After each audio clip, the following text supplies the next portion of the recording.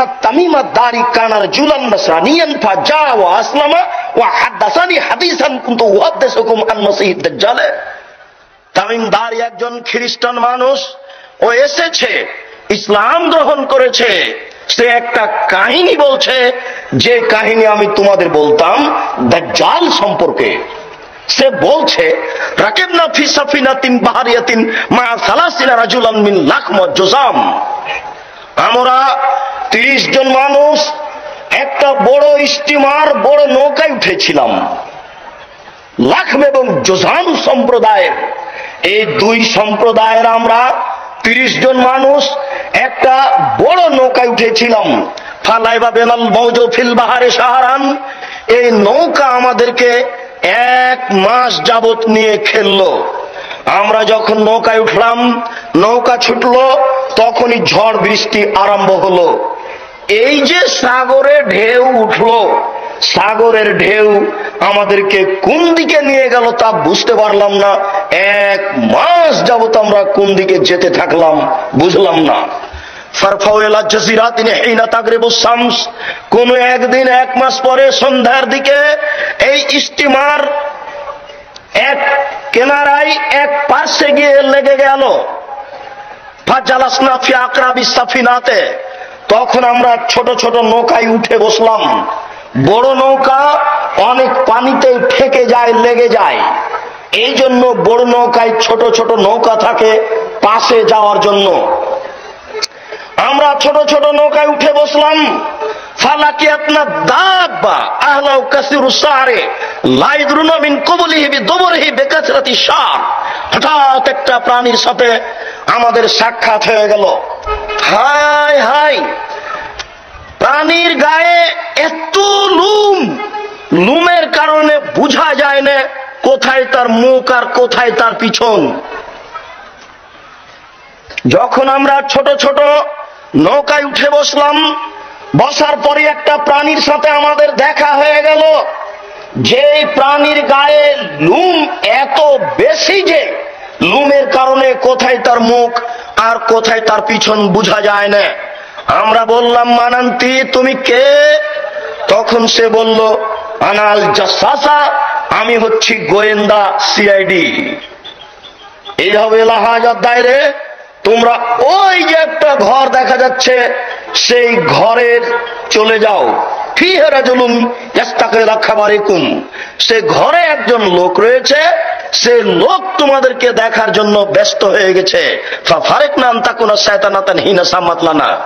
যখনই বলল যে ওই ঘরে চলে যাও, ওই ঘরে একটা লোক তোমাদেরকে দেখার জন্য ব্যস্ত হয়ে গেছে, তখন আমরা ভয় পেয়ে গেলাম, এ কি শয়তান নাকি?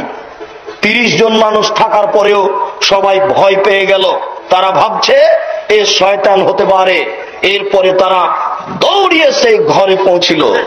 সাহাবীগণ বলেন, তামিমদারি বলেন, হায় হায়, ফিহা রায়না ইনসান আজিম মা রায়না খালকান কাত্ত।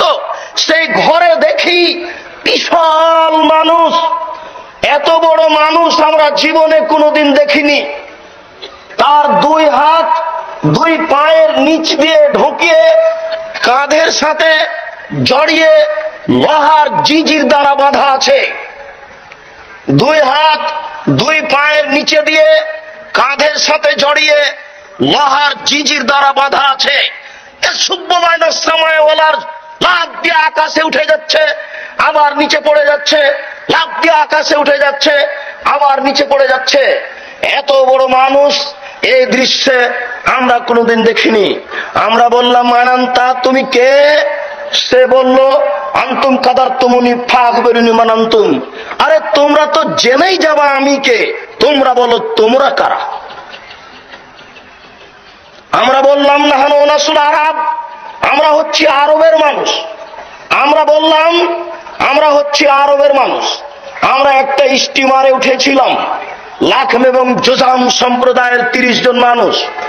সাগরের ঢেউ আমাদেরকে 1 মাস যাবত নিয়ে খেললো। আমরা কোনো একদিন সন্ধ্যার সময় এক কিনারায় পার্শ্বে গিয়ে লাগলাম।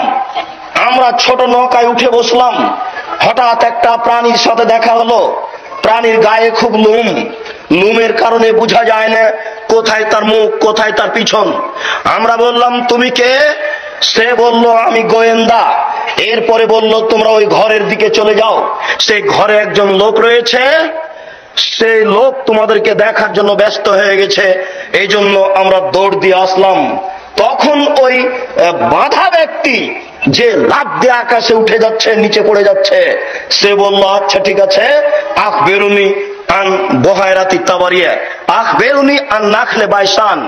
সিরিয়ায় বাইসান নামে একটা গ্রাম ছিল, সেই গ্রামে একটা খেজুর গাছ ছিল।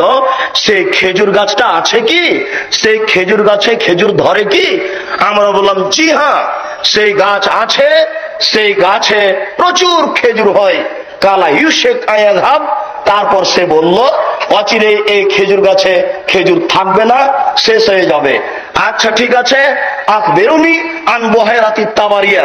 ইরাকে একটি বিল ছিল, বিল, জলা বিল। বিল বুঝেন কি?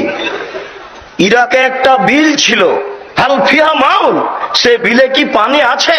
আমরা বললাম নাম হে কাসিরাতুল মায়ে, জি হ্যাঁ সে বিলে পানি আছে। সে বলল ইউশেক আয়াযহাব, অচিরেই সে বিলে পানি থাকবে না, পানি শেষ হয়ে যাবে।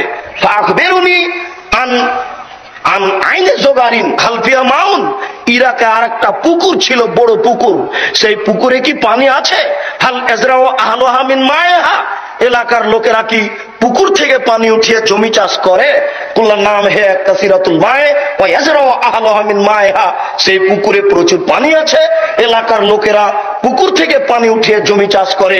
ইউসেক আয়াযহাব, অচিরেই সেই পুকুরের পানি শেষ হয়ে যাবে। ঠিক আছে, আখবেরুনি আন নাবিল উম্মিন, নিরক্ষর নবী সম্পর্কে বলো, নিরক্ষর নবীর অবস্থা কি?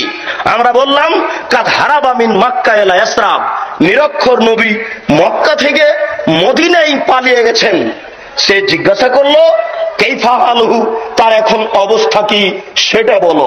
আমরা বললাম হালহু সেজাল, তার অবস্থা এখন বালতি। কথাটি বুঝতে একটু ভারী হচ্ছে। তার অবস্থা বালতি মানে তার অবস্থা এখন বালতি এই জন্য যে আগে রাস্তাঘাটের পাশে ইদারা থাকতো, কুয়া। কুয়া বুঝেন কি? ইদারা। কুয়ার পাশে থাকতো বালতি।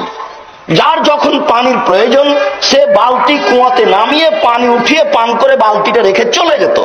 আপনার প্রয়োজন, আপনি কুয়ায় বালতি নামিয়ে উঠিয়ে পানি পান করে চলে গেলেন। এবার আমার প্রয়োজন, আমি বালতি নিয়ে কুয়াতে নামিয়ে পানি উঠিয়ে পান করে আমি চলে গেলাম। বালতি একবার আপনার হাতে, বালতি একবার আমার হাতে। তাই মোহাম্মদের অবস্থা এখন বালতি। তিনি একবার যুদ্ধে জয়ী হয়েছেন আর একবার পরাজয় হয়েছেন, অর্থাৎ তিনি বদরের যুদ্ধে জয়ী হয়েছেন আর উহুদের যুদ্ধে পরাজয় হয়েছেন। এ ব্যাপারে তার অবস্থা হলো বালতি। তখন সে বলছে ঠিক আছে, ওয়াজিবুল্লাহু মাইতিহ, পৃথিবীবাসীর উচিত তাকে মেনে নেওয়া।